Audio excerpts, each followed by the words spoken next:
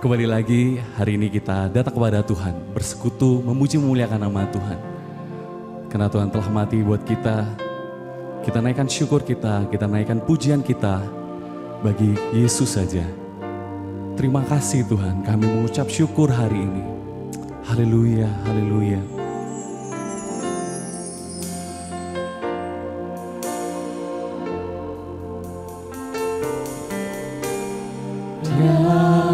Yesus telah mati bagiku. Dia Tuhan selamatkan jiwaku. Bagi Dia pujianku, tak dapat ku balas kasih-Nya.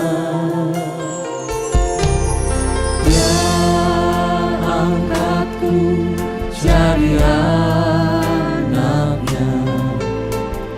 beri damai di dalam hidupku. Bagi Dia sembahku, hanya Dia segala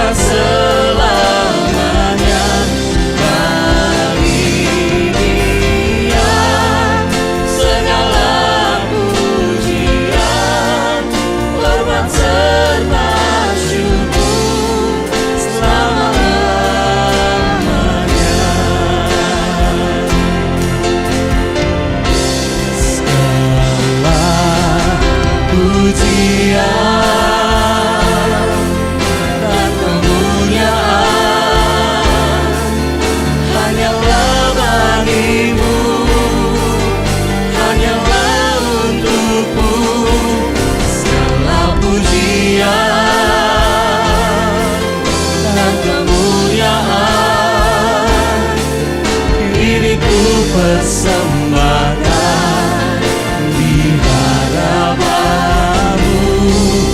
Tuhan.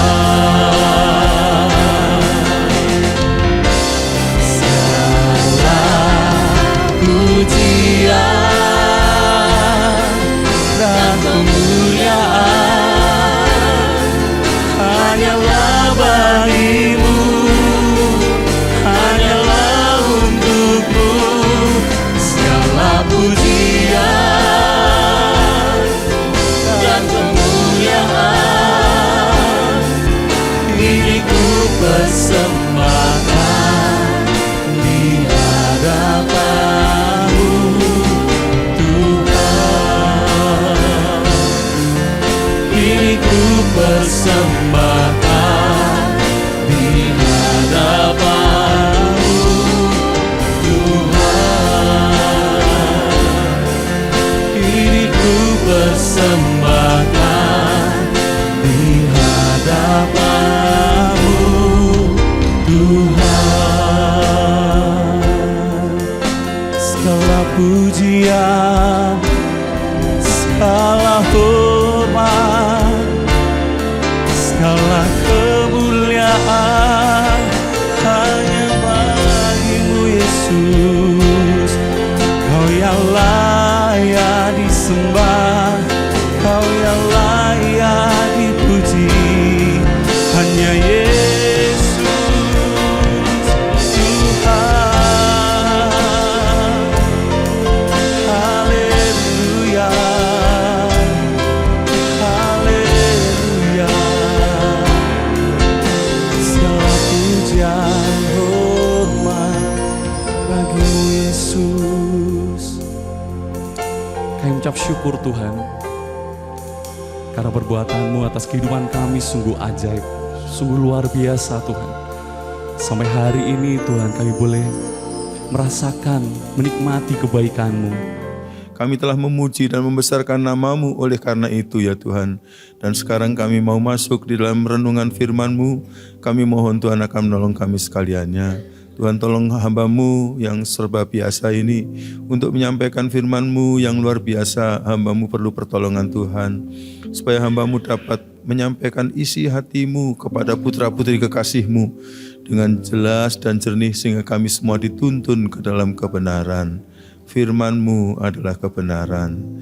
Tuhan, kami mohon Engkau memberkati saat yang teduh ini untuk menjadi berkat bagi kami dan kemuliaan bagi Bapa. Di dalam nama Tuhan Yesus dengan bersyukur kami menerima berkat firman Tuhan. Dan kita semua yang bersyukur, mari sama-sama mengatakan amin. Kami persilahkan saudara duduk kembali. Puji Tuhan, puji Tuhan.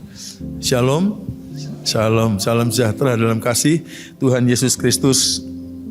Kita bersyukur karena kita berada di rumah Tuhan, karena berkat Roh Kudus membawa kita ke rumah Tuhan. Ya, terima kasih pada Bu Kris, ya, yang Pak Budi yang memberikan kesempatan kepada saya untuk menikmati hadirat Tuhan pagi hari ini dan sekaligus membawa renungan firman Tuhan. Pagi hari ini saya ingin mengajak kita renungkan firman Tuhan yang saya beri judul mengubah krisis menjadi kemuliaan. Ya. Saudara-saudara, kalau kita mengalami krisis dalam kehidupan ini, sebenarnya kalau kita dilewatkan saja dari krisis itu sudah menjadi berkat buat kita. Tapi sesungguhnya Tuhan bahkan bisa membuat kita menjadi orang-orang yang menikmati berkat lebih. Yaitu krisis itu minus dalam kehidupan kita, bukan hanya sampai lewat dan kita luput dari krisis, nilainya 0, tapi bahkan bisa membawa kemuliaan, nilai plus gitu. Nah, salah satu bagian ayat atau cerita ya ingin saya ajak kita melihatnya nanti adalah dari Injil Yohanes pasal yang kedua ayat 1 sampai 11, satu cerita yang terkenal ketika Tuhan Yesus mengubahkan air menjadi anggur di perkawinan yang di Kana. Nah, sebenarnya apa sih krisis yang ada di Yohanes pasal 2 ayat 1 sampai 11 ini? Dan bagaimana solusinya? Ya, solusinya bagaimana? Nanti kita akan melihatnya bahwa krisisnya itu apa dan solusinya bagaimana, itu yang disajikan oleh Injil Yohanes pasal 2 ayat 1 sampai 11. Baiklah, kita akan melihat tutur kata firman Tuhan bagi kita pada pagi hari ini sebagaimana tertulis dalam Yohanes 2 ayat 1 sampai 11. Saya akan bacakan bagi kita demikian firman Tuhan. Pada hari ketiga ada perkawinan di Kana yang di Galilea dan ibu Yesus ada di situ. Yesus dan murid-muridnya diundang juga ke perkawinan itu. Ketika mereka kekurangan anggur, ibu Yesus berkata kepada Yesus, "Mereka kehabisan anggur." Maka kata Yesus kepada ibunya, "Mau apakah engkau daripadaku, ibu? Saatku belum tiba." Tetapi ibu Yesus berkata kepada pelayan-pelayan yang ada di situ, "Apa yang dikatakan kepada kalian, buatlah itu." Nah, di situ ada 6 tempayan yang disediakan untuk pembasuhan menurut adat orang Yahudi, masing-masing isinya 2-3 buyung. Yesus berkata kepada pelayan-pelayan itu, "Isilah tempayan-tempayan itu penuh dengan air." Dan mereka pun mengisinya sampai penuh. Lalu kata Yesus kepada mereka, "Sekarang cedoklah dan bawalah kepada pemimpin pesta." Lalu mereka pun membawanya. Setelah pemimpin pesta itu, ini event organizer gitu ya, pemimpin pesta itu mengecap air yang telah menjadi anggur itu, dan ia tidak tahu dari mana datangnya, tetapi pelayan-pelayan yang mencedok air itu mengetahuinya. Maka si pemimpin pesta itu memanggil mempelai laki-laki dan berkata kepada mempelai laki-laki, begini, "Setiap orang kan biasanya menghidangkan anggur yang baik dahulu, lalu sesudah orang puas minum, barulah yang kurang baik. Akan tetapi engkau ini menyimpan anggur yang baik sampai sekarang, baru diberikan." Hal itu dibuat Yesus di Kana yang di Galilea sebagai yang pertama dari tanda-tandanya, dan dengan itu ia telah menyatakan kemuliaannya dan murid-muridnya percaya kepadanya. Cerita ini barangkali sudah pernah kita dengar berkali-kali, berulang kali. Seorang pakar kitab Injil Yohanes namanya Dr. Merrill Tenney pernah mengatakan sebenarnya semua mujizat dan perkara ajaib yang dibuat Yesus itu tujuannya adalah menyatakan kemuliaannya.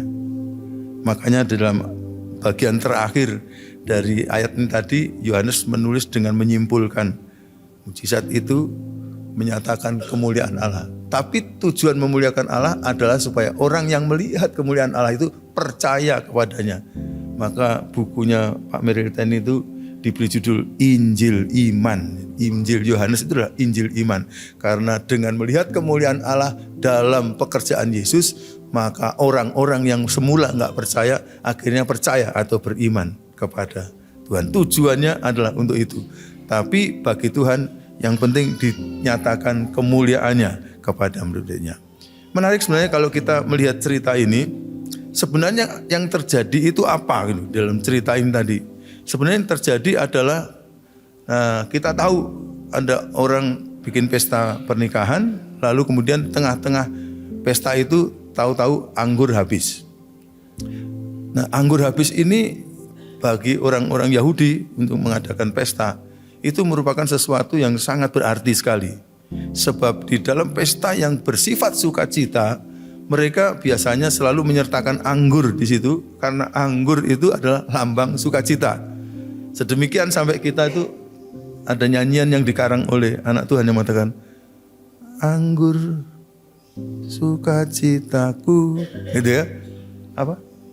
"Melimpah dalamku." Oh, bapak-bapak rupanya ibu-ibu juga hafal ya. Ya, anggur sukacitaku melimpah dalamku. Jadi anggur itu lambang sukacita. Jadi orang Yahudi itu hidup dengan banyak sekali lambang-lambang. Sehingga kalau suatu pesta anggur nggak ada, itu barangkali bagi orang-orang lain biasa, tapi bagi mereka ini sesuatu yang luar biasa, jelek terjadi gitu. Dengan kata lain, ini pesta pernikahan yang dilambangkan dengan duka cita gitu. Paham saudara ya? Jadi mestinya ini merupakan sesuatu yang memalukan keluarga gitu. Orang akan berkata setelah pesta ini, wah katanya pesta pernikahan tapi kayak pesta kematian gitu Mas. Kayak pesta kematian. Itu bagi keluarganya bisa hancur namanya. Lalu kemudian bagi event organizer-nya, jadi pemimpin pesta tadi, jangan-jangan nanti untuk pernikahan-pernikahan berikutnya dia nggak dapat order. Karena ini berarti perhitungannya nggak mateng itu. Bagaimana di tengah-tengah pesta kok anggur yang melambangkan sukacita hilang gitu. Jadi baik bagi keluarga maupun bagi pemimpin pesta, ini sebenarnya nasib buruk kalau ini nggak teratasi gitu. Tapi dulu ada pelawak yang sering mengatakan, untung ada saya gitu. Siapa itu? Bambang Gentolet atau Gepeng ya. Untung ada saya, setiap kali ada dia kayaknya ada untung. Tapi dia akhirnya juga meninggal dunia dan tidak untung dia ada dia. Tapi firman Tuhan kita ini sebenarnya mengatakan untung ada Yesus. Untung ada Yesus. Sehingga apa yang mestinya mendatangkan rasa malu yang besar bagi keluarga itu, nama baik keluarga itu bisa hancur lebur, dan nama baik event organizer dan timnya ini juga mungkin tidak laku lagi, diselamatkan oleh kehadiran Yesus di malam itu. Dan yang menarik saudara-saudara, sebenarnya Dr. Meliteni mengatakan begini, mujizat Yesus di dalam sepanjang pelayanannya itu banyak. Tetapi Yohanes waktu menulisnya, peristiwa ini kan terjadi kira-kira tahun 30-an Masehi. Injil-injil yang lain ditulis kira-kira tahun 60-an Masehi gitu. Jadi pada waktu Yohanes menulis tahun 90-an Masehi, ketiga Injil Matius, Markus, Lukas itu sudah ada gitu. Maka Yohanes sebenarnya tidak perlu menulis lagi Injil seperti Injil-Injil 3 itu yang menceritakan banyak sekali mujizat-mujizat Tuhan Yesus. Makanya kalau kita lihat dalam Injil Yohanes hanya ada 7 saja mujizat yang dipilih oleh Yohanes untuk disajikan. Tapi 7 itu telah dipilih oleh Yohanes untuk mencerminkan siapa Yesus itu.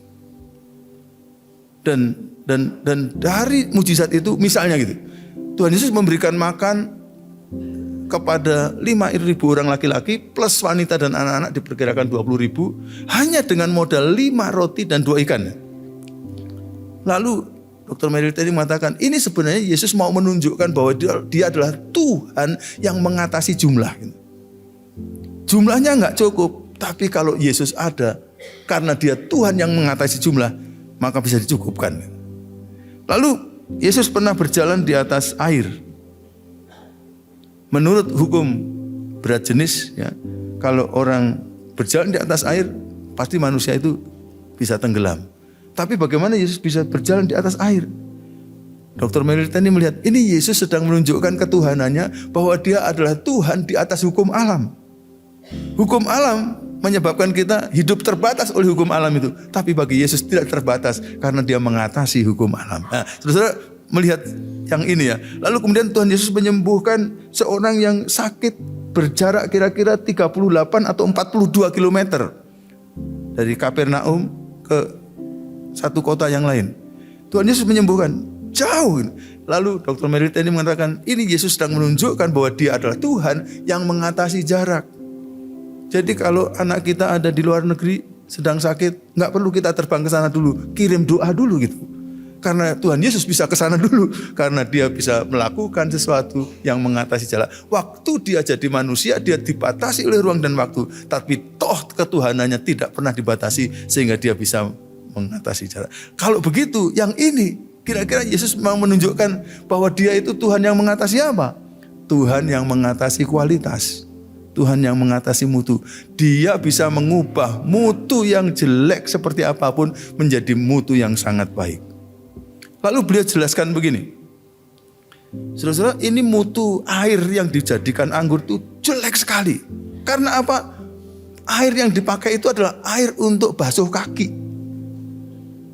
Jadi karena Yohanes menulisnya tahun 90 dan yang diberi tulisan ini adalah orang-orang Efesus, jemaat Tuhan di Efesus yang mayoritas orang-orang non-Yahudi, Jadi mereka tidak tahu adat Yahudi. Maka Yohanes waktu nulis itu dikatakan menurut adat orang Yahudi gitu. Menurut adat orang Yahudi, mereka kalau pesta ada pesta pembasuhan kaki. Itu seperti apa sih? Nah, orang zaman dulu itu kan hidup di tanah yang berdebu di Palestina sana. Lalu orang-orang kalau pakai sepatu kan sepatunya nggak tertutup. Orang zaman dulu nyebutnya terumpah, ya, terumpah. Sekarang apa sih? Sepatu sandal dulu ya, sepatu sandal. Nah, gara-gara mereka pakai sepatu sandal, maka pada waktu mereka berjalan bukan tidak mungkin debu-debu datang ke situ. Bukan hanya itu, jalan manusia juga jalan binatang kan, jalan ternak, sapi, kuda. Nah, sapi itu kalau kebelet pipis atau kebelet beol gitu, nggak bisa ditahan, ke WC dulu gitu nggak? Ya di jalan itu langsung. Mereka gitu, sehingga ada kemungkinan juga waktu kita jalan tanpa sengaja macet gitu, kita nginjek itu gitu. Lalu kemudian kalau nginjek itu, lalu pesta, lalu nggak dicuci dulu, jadi mendatangkan bau. Apalagi kalau itu benar ya, kalau saudara perhatikan waktu mereka makan bersama itu biasanya makannya itu sandaran gitu sambil gini, jadi kaki kita kena kepalanya saudara kita yang di sana sambil makan, sambil ngobrol, sambil ambil makanan. Kalau ya itu sangat akrab yang seperti itu terjadi, waduh sambil makan rupanya orang-orang harus nutup hidung karena baunya nggak karuan. Jadi pembasuhan air itu berarti tidak perlu digodok, tidak perlu cari air yang kualitasnya tinggi, air sembarangan lah, pokoknya bisa basuh kaki. Beda dengan air yang kita pakai untuk mandi, apalagi untuk air yang kita minum. Jadi ini kualitas air yang paling rendah. Tapi oleh tangan Yesus, air yang paling rendah kualitasnya itu tidak hanya diubah menjadi air dengan kualitas yang paling tinggi, tapi diubah menjadi anggur. Dan anggurnya bukan anggur kualitas paling rendah, tapi anggur kualitas paling tinggi. Kalau saudara baca di dalam teks aslinya itu anggur bagus gitu, anggur agathos, itu kualitasnya itu tinggi sekali. Jadi terjadi lompatan kualitas dari air paling jelek, air baik, anggur jelek, anggur terbaik, sampai 4 trap. Di tangan Yesus kualitas hidup orang macam apa saja bisa diubahkan menjadi kualitas yang luar biasa. Saya pernah menerjemahkan seorang yang dulunya adalah penjahat kelas kakap katanya di Singapura. Badannya besar karena dia targetnya kapal-kapal tanker tahun 91. Saya menerjemahkan dia khotbah-khotbah di Malang Batu dan di Surabaya. Ternyata dia adalah penjahat, tapi oleh Tuhan dia diubah menjadi lembut luar biasa. Dan ketika dia sudah bertobat, saudara, badannya masih kekar. Waktu itu saya masih kurus, berat badan saya 51. Dia 100 berapa gitu. Jadi waktu kami jejer itu ongkos 10 saudara, bersama dengan dia. Tapi sementara dia khotbah dengan badannya yang kekar dan pejal itu, ternyata hatinya penuh dengan kelembutan. Dia menceritakan bagaimana setelah dia bertobat, dia gerakkan Tuhan untuk melayani anak-anak jalanan yang ada di kota Metro Manila. Karena saya pernah tinggal di Filipina, saya ngerti betul anak-anak pang di kota Metro Manila itu kayak apa terhilangnya. Dan orang ini punya beban untuk anak-anak itu, hatinya sangat lembut melayani mereka dengan penuh dengan kasih. Kalau Tuhan mengubahkan, semua dari kualitas yang paling rendah akan mencapai kualitas yang sangat tinggi. Amin.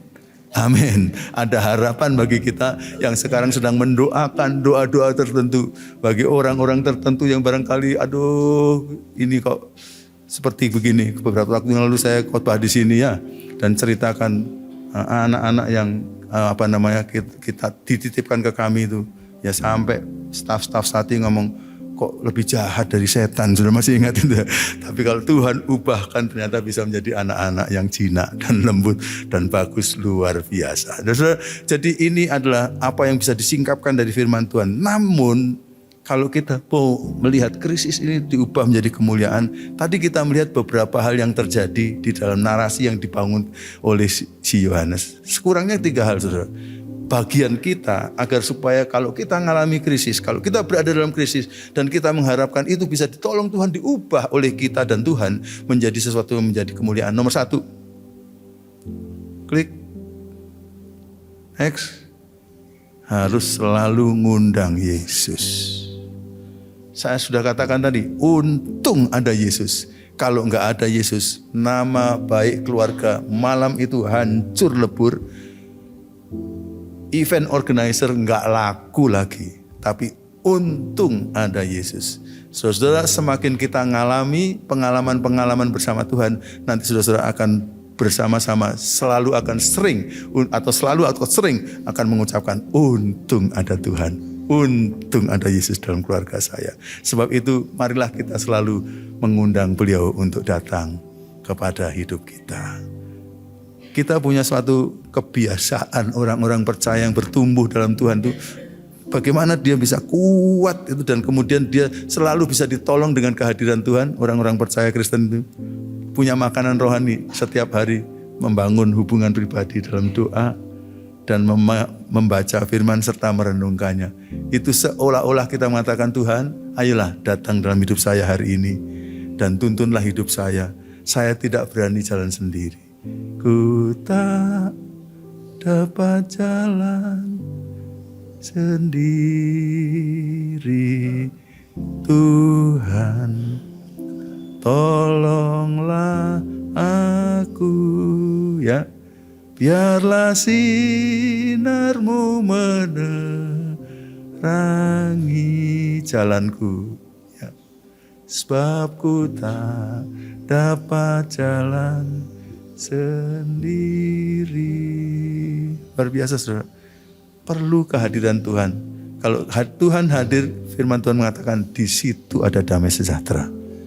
Kalau Tuhan hadir, di situ ada sukacita. Di situ ada pertolongan yang disediakan. Kalau Tuhan hadir, selalu kita akan dapat ditolong oleh Tuhan dalam keadaan-keadaan krisis seperti apapun. Rasanya kalau kita buka kesaksian pada pagi hari ini, semua bisa bersaksi. Ya Pak, pada waktu itu Tuhan hadir dalam hidup saya. Akhirnya krisis ini bisa ditolong oleh Tuhan. Tapi jangan lupa menyediakan Tuhan untuk hadir. Saya masih remaja pada waktu itu, ngikuti youth camp di Karangkates itu. Diundanglah pembicara-pembicara bagus dari Indonesia itu, tapi juga diundang sekretaris umum dari gereja Sidang Jemaat Allah di Malaysia, namanya Pak Pastor Jeremiah Abel. Dan beliau memberikan khotbah yang saya tidak lupa sampai sekarang. Dia katakan sebenarnya soal Tuhan hadir itu adalah Tuhan bisa saja hadir kapan saja kepada kita. Yang biasanya perlu ditolong itu kita sadar bahwa Tuhan hadir. Kita sadar. Jadi kita meminta Tuhan hadir, tapi sadarkan diri kita bahwa Tuhan hadir supaya kita tidak panikan gitu. Lalu beliau katakan apa? Tolonglah dirimu. Misalnya pasang-pasang stiker itu, ojo pasang stiker yang bubuhu gitu ya, yang begitu-begitu sehingga tidak ada kaitan dengan kehadiran Tuhan gitu. Tapi coba pasang stiker misalnya Tuhan beserta kita gitu. Dia kata, kalau begitu kan akhirnya kita ditolong untuk selalu ingat bahwa Tuhan ada di sini. Kita ini yang perlu ditolong. Ya. Ada hamba Tuhan senior saya yang menjadi mentor saya dulu. Di pintu mau masuk ke kamarnya itu selalu dipasang ayat. Dan ayat-ayat itu setiap kali dilewati selalu mengingatkan. Sekian hari kemudian akan diganti baru. Sehingga selalu diingatkan oleh ayat-ayat itu. Tuhan hadir, Tuhan hadir. Kita yang perlu ditolong. Lalu beliau katakan begini, zaman itu adalah zaman tape recorder. Jadi di mobil-mobilmu kan ada tape recorder atau ada radio. Ya kalau kamu lagi jalan misalnya, jangan setel radiomu cuma dangdut. Beliau katakan gitu. Coba setel radiomu nyanyian-nyanyian yang menolong kita bahwa Tuhan hadir bersama saya dalam perjalanan ini. Dan itu menolong kita kalau ada apa-apa kita dapat ingat bahwa Tuhan ada bersama dengan saya. Dan dengan itu kita akan dapatkan pertolongan secara psikologis bahwa kita tahu Tuhan hadir dalam hidup kita. Namun di awal hari beliau katakan, jangan lupa ambil waktu untuk bersekutu dengan Dia, karena itu akan menolong kita seolah-olah kita katakan, Tuhan hari ini saya tidak bisa sendiri, saya perlu Engkau menolong saya. Yang pertama, itu semua terjadi karena Tuhan diundang hadir. Bahkan Yohanes membuat narasi tadi, Yesus diundang juga dalam perkawinan itu. Ini tidak ada narasi-narasi di tempat lain. Jadi mengenai kehadiran Yesus memang betul-betul karena undangan. dalam hidup kita. Ya memang kalau Tuhan hadir, saudara, kalau kita mau hidup yang tidak benar, itu tidak mungkin. Kadang-kadang karena itu anak-anak Tuhan seperti mau katakan, Tuhan saya minta Engkau hadir, tapi jam sekian sampai jam sekian saja. Pada jam sekian tolong gak hadir, karena saya ingin berbuat sesuatu yang saya malu kalau Tuhan lihat. Tetapi kalau Tuhan gak hadir, ada persoalan nanti dalam kehidupan kita. Lebih baik Dia hadir dan kita hidup benar aja sepanjang hidup kita. Dan kita akan menikmati semua fasilitas yang ada pada Dia. Amin. Nah yang kedua, saudara, kalaupun Dia hadir, tapi kalau tidak ditaati juga tidak ada artinya. Nah kalau Dia hadir, lalu Dia berkehendak, Dia sampaikan firman-Nya, kata-katanya, maka kita mesti mentaatinya. Dan dengan mentaati itu, maka kita memperoleh jalan untuk menerima apa dari kehadirannya, berkat dari kehadirannya. Mari coba kita rekonstruksi atau melihat cerita ini. Cerita ini menyatakan bahwa ini ada pesta di Kana. Yesus itu orang mana sih? Orang Nazaret. Tetapi dari kotanya Yesus dianggap berasal dari Kapernaum gitu. Jadi misalnya kayak saya rumahnya Beji gitu. Tapi nanti orang-orang akan katakan, oh Gatot itu dari Malang gitu. Ngerti saudara ya? Nah ini cerita ada di Kana. Dengan kata lain, Yesus ini orang luar kota yang datang di situ. Dan dia tidak tergolong bagian dari event organizer sama sekali. Dengan kata lain, Yesus tidak punya hak untuk memerintah. Nah di situ dikatakan ada pelayan-pelayan yang dibagi oleh event organizer itu untuk bagian yang dalam, untuk bagian makanan. Ini ada sebagian pelayan yang khusus untuk mengisi air di tempayan itu untuk pembasuhan tamu-tamu yang datang. Di situ dikatakan ada 6 tempayan. Setiap tempayan 2-3 buyung. Jadi selalu diisi. Itu tugasnya petugas-petugas di Kana ini. Diatur oleh event organizer. Tapi waktu mereka kehabisan anggur, tahu-tahu Maria ngomong kepada pelayan-pelayan ini, nanti apa saja yang dikatakan oleh dia, si Yesus itu, kamu turuti itu. Tanpa Maria tahu apa yang dimintakan. Barangkali Maria pikir mungkin Yesus akan mencetak uangnya diberikan pada pelayan-pelayan itu untuk beli anggur itu barangkali. Jadi apa saja, karena dia kan ada paling depan. Jadi kalau disuruh Yesus untuk lakukan apa, ikuti. Ternyata Yesus datang mendekat pada mereka, apa yang disuruh? Isi tempayan-tempayan itu dengan air. Lalu tolong isi sampai penuh. Mohon maaf, kalau saya dari pelayan-pelayan itu, ada potensi bagi saya untuk mengatakan, ini orang luar kota satu itu suruh-suruh kami. Menyinggung perasaan saya sama sekali. Ini saya sudah tahu kok, SOP-nya, job description saya itu apa, tugas saya itu apa, yaitu selalu ngisi ini dengan air. Sebentar lagi juga saya isi. Kenapa dia orang luar kota ini bukan bagian dari event organizer, bukan bagian dari keluarga, kok suruh-suruh saya? Ini menyinggung perasaan. Nggak mau saya. Tapi sayangnya Ibu Maria tadi pesan bahwa saya harus mentaati. Ya sudahlah, saya isi saja 1/4 karena dia misi. Tapi Yesus katakan isi sampai penuh. Yang menarik, pelayan-pelayan itu dikasih tahu oleh Tuhan Yesus, mereka mengisi tempayan-tempayan itu dan mengisinya sampai penuh. Lalu setelah itu apa tadi? Cedok dan bawalah kepada pemimpin event organizer, pemimpin pesta. Tunjukkan kepada dia 4 kata perintah atau boleh kata sifat juga. Isi sampai penuh, ditaati 100%. Cedok, bawa. Aduh, ketaatan itu, makanya tadi saya tulis taat 100% kepada firman Tuhan. Mari kita coba bayangkan, seandainya mereka itu marah seperti tadi, lalu nggak mau mengisi, maka Tuhan Yesus tidak bisa menjadikan sarana itu membuat mujizat. Kerugiannya mereka apa? Minimal mereka tidak menjadi bagian dari pekerjaan Allah yang besar itu. Kalau Yesus membuat mujizat dengan cara yang lain. Tapi kalau mereka mau ngisi tadi, akhirnya mereka menjadi bagian dari cara Allah membuat mujizat yang besar. Tapi misalnya gara-gara mereka rasa tidak enak dengan perintah Yesus, lalu dia katakan, udahlah isi tapi nggak sampai penuh. Diisi seperempat atau diisi separuh atau diisi 3/4. Apa akibatnya? Diisi seperempat, berkatnya juga seperempat. Diisi separuh, berkatnya juga separuh. Diisi 3/4, berkatnya juga 3/4. Betul ya? Artinya kayaknya setingkat apa ketaatan kita, kayaknya cuma sampai sebatas itu kita akan menikmati kelimpahan berkat Tuhan. Maka pilihan terbaik bagi kita adalah mari kita biasakan untuk taat 100% kepada firman Tuhan. Karena semakin kita taat 100%, waktu mereka isi sampai penuh, ketika air itu berubah menjadi anggur, maka mereka katakan, wah, berkatnya full. Dan saya menjadi bagian dari terjadinya mujizat ini. Siapa yang bercerita dengan sangat bersemangat bahwa ini terjadi mujizat? Mereka yang dengan mata kepala mereka menyaksikan air itu kayaknya waktu dicedok masih air. Tapi waktu dibawa pemimpin pesta, kepada pemimpin, disetorkan kepada pemimpin pesta ngecap. Ini anggur yang paling bagus ini, agathos, kualitasnya yang paling tinggi, luar biasa. Lalu pemimpin pestanya malah marah kepada mempelai. Kenapa? Karena ini anggur yang bagus kok disuruh keluarkan oleh pihak keluarga belakangan. Biasanya kan sore-sore keluar yang bagus, makin lama diencerkan gitu. Barangkali gitu, makin lama makin kualitas gak bagus. Ini kok gini, kan pemimpin pesta ini kaget gitu.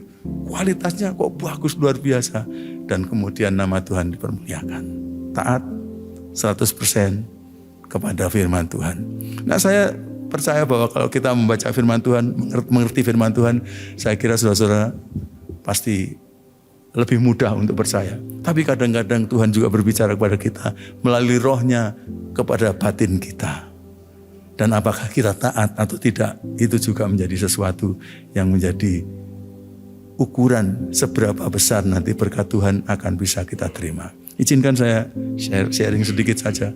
Sesuatu yang saya alami, saya anggap agak menjadi krisis dalam kehidupan pada waktu itu.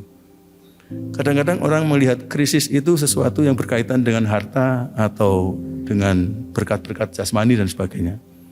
Yang saya akan ceritakan adalah krisis yang bagi saya punya nilai yang sangat tinggi. Saudara sudah dengar sering sekali kesaksian saya. Saya berasal dari keluarga besar, 9 bersaudara, saya anak ke-8, dan semuanya kami dulu bukan Kristen. Orang tua, keponakan, semua gak ada Kristen satupun. Tapi berkat Tuhan bagi kami yang saya pandang paling besar adalah Tuhan menyelamatkan keluarga saya satu dalam proses yang panjang. Selama 37 tahun akhirnya semua diselamatkan. Itu bagi saya. Tapi ada masa di mana kami sudah diselamatkan, kakak belum diselamatkan, ayah belum diselamatkan. Nah, ada masa di mana kami telah menerima khotbah bahwa pada akhir zaman nanti seperti cerita tentang Lazarus dan orang kaya itu, kalau kita mati nanti, kita kemudian percaya Tuhan, kita akan bersama-sama dengan Tuhan selama-lamanya. Istilah Alkitab di pangkuan Abraham. Lalu orang-orang yang gak percaya kepada Tuhan itu akan ada dalam penghakiman yang kekal. Lalu kita dengar cerita Lazarus dan orang kaya, di mana orang kaya yang tidak percaya Tuhan itu sengsara luar biasa. Lalu setelah itu dia katakan, Pak Abraham, kalau begitu tolonglah kasih kami seteguk air saja supaya bisa membasahi kerongkongan saya yang kering ini. Abraham mengatakan kata-kata ini, di antara kami dengan kamu ada jurang yang tak terduga dalamnya. Jadi tidak bisa, kesimpulan saya waktu mendengar cerita itu, kesimpulan saya, yang sudah di surga gak bisa main-main ke neraka, yang sudah di neraka tidak akan pernah bisa lompat ke surga. Cerita itu membuat saya dan adik-adik saya yang sudah terima Tuhan akhirnya betul-betul terhentak dan katakan, berarti kakak-kakak saya, orang tua saya nanti akan saya lihat waktu di sana, dan saya lihat penderitaan mereka. Itu membuat kami gak tega, sehingga akhirnya kami selalu berusaha dengan apa saja supaya mereka akhirnya mau jadi anak Tuhan. Kami gak mau menyinggung perasaan atau mengecewakan mereka supaya mereka mau jadi anak Tuhan. Mereka melihat kami dan simpati, lalu kemudian jadi. Nah, notabene hamba Tuhan yang melayani di kampung saya itu hidupnya susah, makan minum susah, Orang tua saya adalah orang tua yang punya tanah yang luas dan hartanya cukup. Kalau nggak mengatakan kaya. Sehingga ketika orang tua saya melihat saya dari SD itu di sekolahan selalu menjadi bintang, selalu jadi juara dengan nilai yang lebih tinggi jauh dari teman-teman. Maka orang tua punya harapan bahwa saya nanti akan jadi seseorang.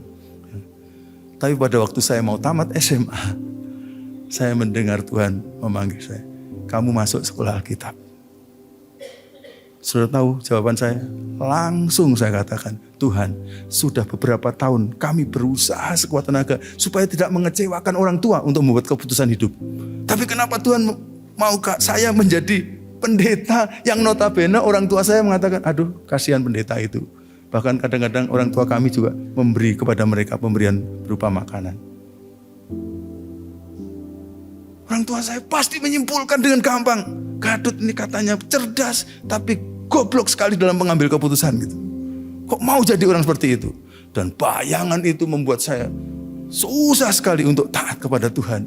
Sampai akhirnya saya singkat cerita kerja, dan waktu kerja saya cari siapa yang memberikan tawaran gaji paling tinggi. Supaya saya bisa kerja, hasilnya bisa diberi kepada orang tua plus kuliah. Saya nggak mau setelah selesai SMA masih jadi beban bagi orang tua. Selama SMA saya nggak perlu dibiayai oleh orang tua karena saya dibiayai oleh Yayasan Putri Remaja Indonesia dari Jakarta. Sponsor yang begitu besar 2,5 kali lipat dari sponsornya Pak Harto dalam program Super Semar. Itu yang jadi bayangan. Jadi saya nggak bisa. Pada waktu nggak mau, akhirnya dalam penempatan kerja, akhirnya saya ditempatkan di Sampang. Dan pada waktu di Sampang itu kepala kantor saya aja punya rumah dinas. Dia katakan, Gadut tempati rumah dinas. Saya nggak kerasan di Sampang ini. Dia selalu pulang ke Surabaya atau nginep di Sumenep. Sampang waktu itu betul-betul nggak menarik. Yang menjadi komoditi untuk saya beri penyuluhan adalah para petani kapuk randu dan jambu mente. Notabene di seluruh Jawa Timur ini tanah itu yang paling tandus, karena kalau tanah tidak bisa dipakai dengan komoditi lain, hanya kapuk randu dan jambu mente, berarti tanah itu adalah tanah yang paling tandus. Dan dari rumah dinas kepala saya pergi ke kantor selalu melewati gedung gereja Pantekosta yang terus dianiaya, dilempari batu. Sekarang pasang kaca, besok pecah. Pasang ini, akhirnya mereka pasang seng aja, seolah sedang dibangun gitu terus. Dan ketika saya ngelewati gitu, Tuhan tahu rupanya hati saya itu hati yang paling tidak tegaan.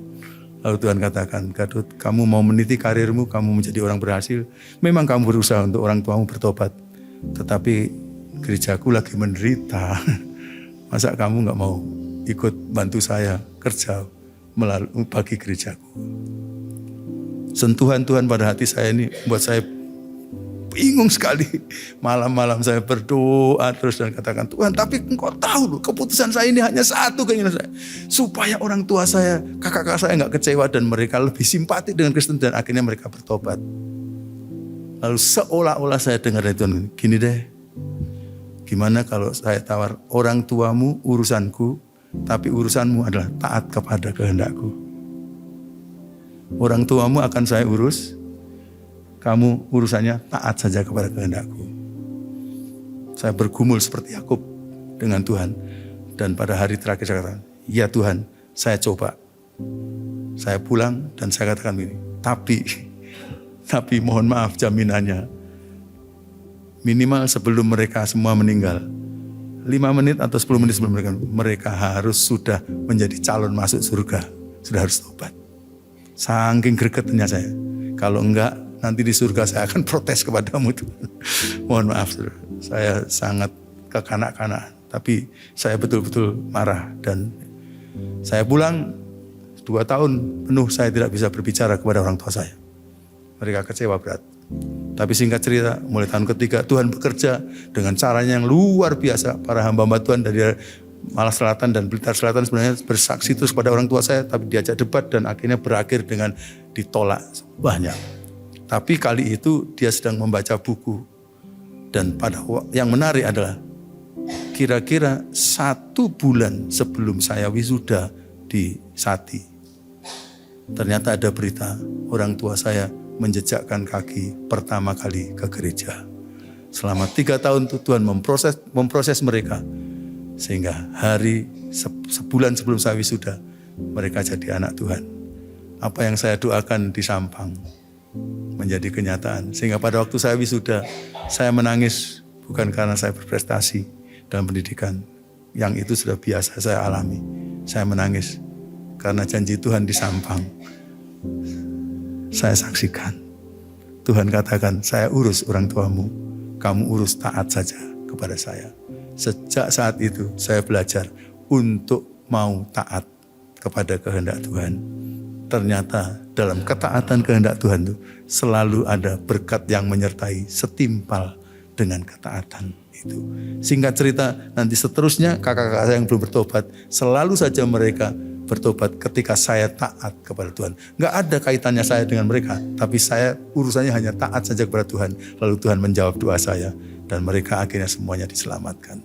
Moga-moga Tuhan tolong kita untuk memilih taat 100% kepada Tuhan. Dan yang terakhir, sekalipun kita sudah taat, kadang-kadang Tuhan masih menunggu waktunya Dia.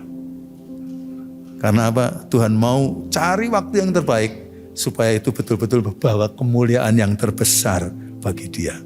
Tadi kita melihat cerita ini bahwa Maria ketika kehabisan anggur datang kepada Yesus. Yesus, engkau tahu mereka kehabisan anggur. Lalu Yesus berkata apa? Mau apakah ibu daripadaku? Saatku belum tiba. Kenapa sih maksudnya saatnya belum tiba? Saya pikir dalam peristiwa itu. Di dalam kitab Yohanes tentang saat Tuhan itu begitu penting. Tapi dalam cerita ini apa sih kira-kira maksudnya? Saya kemudian pikir. Lalu saya ketemu gini. Oh iya ya. Kalau seandainya Yesus membuat air jadi anggur di mata Maria, maka Maria akan sangat senang luar biasa. Lalu Maria akan pergi dengan jingkrak-jingkrak katakan, anakku. Kan ini mujizat yang pertama ya. Anakku ternyata dia bisa membuat air yang jelek sekali menjadi anggur yang bagus. Kalau saksinya cuma dia, saya tanya, kira-kira orang bisa percaya gak? Karena orang tua biasanya selalu memuji anaknya. Ya kan? Anaknya gak terlalu cantik aja. Waktu dibopong dia ngomongnya, anakku yang paling cantik sendiri gitu kan. Orang tua selalu mau memuji anaknya.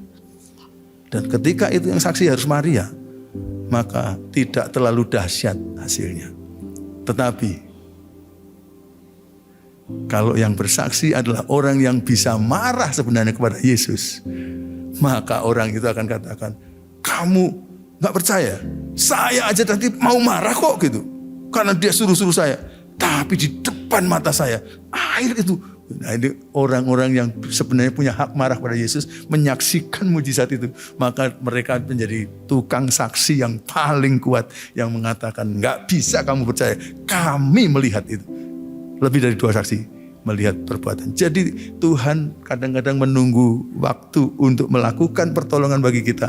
Dia yang paling tahu tepat kapan waktunya supaya itu menjadi berkat bagi kita dan terutama membawa kemuliaan bagi Dia. Saya ambil yang terakhir dari cerita saya. Saudara, kapan ayah saya akhirnya menjejakkan kaki gereja? Sebelumnya pendeta-pendeta di kawasan Malang Selatan dan Blitar Selatan. Kemarin saya baru ketemu salah satu dari pendeta itu. Dan benar ini yang saya saksikan. Mereka itu sudah janjian untuk selalu datang ke rumah saya supaya akhirnya bisa bersaksi kepada ayah saya. Tapi setiap kali datang ke rumah saya selalu akan muncul pertanyaan, tanya jawab sampai perdebatan dan mohon maaf para pendeta itu kalah berdebat dengan ayah saya semua. Sehingga saya makin cemas. Kapan kalau begitu ayah diselamatkan?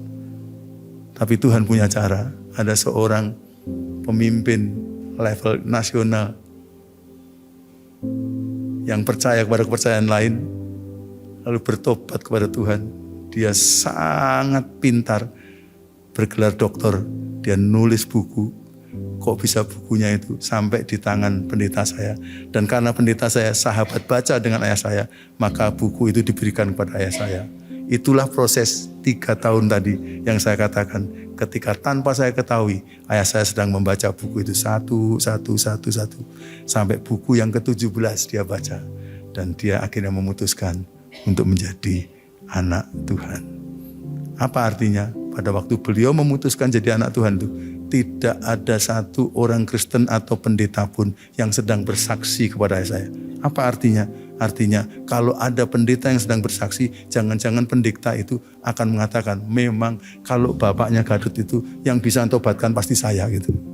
Tapi karena semua tidak sedang bersaksi, maka waktu beliau bertobat, tidak ada satu pendeta pun yang katakan, ini karena karya saya. Yang sedang membawa dia datang pada Tuhan adalah seorang penulis yang ada di Jakarta, yang jauh di sana. Penulis itu tidak pernah tahu bahwa buku ini membawa pertobatan ayah saya.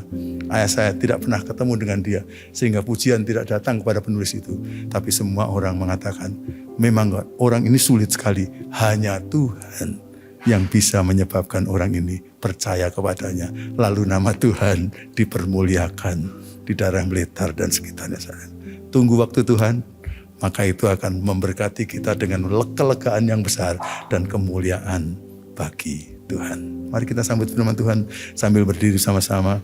Kita nyanyikan kur yang biasa sama. Ku percaya Kau Tuhan yang tak pernah gagal, menjadikanku lebih dari pemenang. Ku percaya Kau Tuhan yang tak pernah lalai, menepati janji-janji-Mu. Ku percaya Kau Tuhan yang tak pernah gagal, menjadikanku lebih dari pemenang. Ku percaya Kau Tuhan yang tak pernah lalai, menepati janji-janji-Mu. Dari sini saya lihat ada beberapa saudara-saudara menyanyi sambil mengangkat tangan, dan dari ekspresi yang sempat saya lihat, kayaknya saudara-saudara sedang berada dalam kebutuhan kepada Tuhan. Karena itu saya mau nyatakan sekarang, barangkali ada orang-orang lain juga yang punya kerinduan-kerinduan khusus, yang mau supaya Tuhan akan tolong. Kita sudah tahu, Tuhan mau supaya kita undang Dia, kita taati Dia, dan kita tunggu waktu Tuhan tolong kita.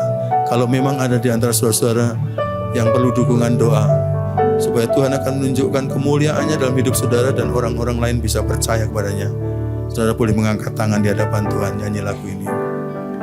Ku percaya Kau Tuhan yang tak pernah gagal, menjadikanku lebih dari pemenang. Ku percaya Kau Tuhan yang tak pernah lalai, menepati janji-janji-Mu, menepati janji, menepati janji-janji-Mu, menepati janji, menepati janji-janji-Mu. Tuhan, Kau melihat anak-anak-Mu sedang mengangkat tangan di hadapan-Mu. Kami mau berkata bahwa dengan kekuatan kami sendiri kami tidak sanggup ya Tuhan. Tapi kami percaya Engkau maha sanggup dan Engkau pasti akan menolong kami. Tolonglah kami supaya kami setia menunggu waktu Tuhan. Dan pada waktu-Mu kami akan melihat kemuliaan-Mu yang besar dalam kehidupan kami. Jadilah pada kami kehendak-Mu dan surga turun ke bumi dalam keluarga-keluarga kami. Oleh karena Engkau berkarya. Terima kasih untuk firman-Mu. Kemuliaan hanya bagi Engkau saja. Dan kami percaya menutup doa kami di dalam nama Tuhan Yesus. Semuanya akan jadi bagi kemuliaan Tuhan. Dalam nama Tuhan Yesus kami berdoa ini. Dan kita berkata, amin.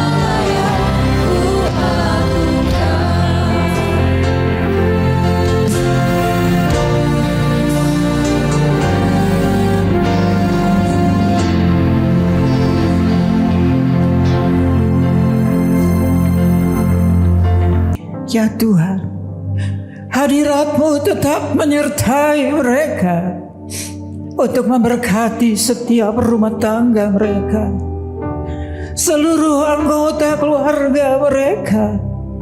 Berkatilah usaha dan mata pencaharian umat-Mu. Berkatilah roti dan air mereka. Berkatilah umat-Mu ini dengan kekuatan dan kesehatan. Sesungguhnya Dikau sangat mengasihi umat-Mu. Seluruh umat-Mu ini ada di dalam telapak tangan-Mu, dan tak seorang pun dapat merampas mereka, domba-domba-Mu ini, dari dalam tangan-Mu.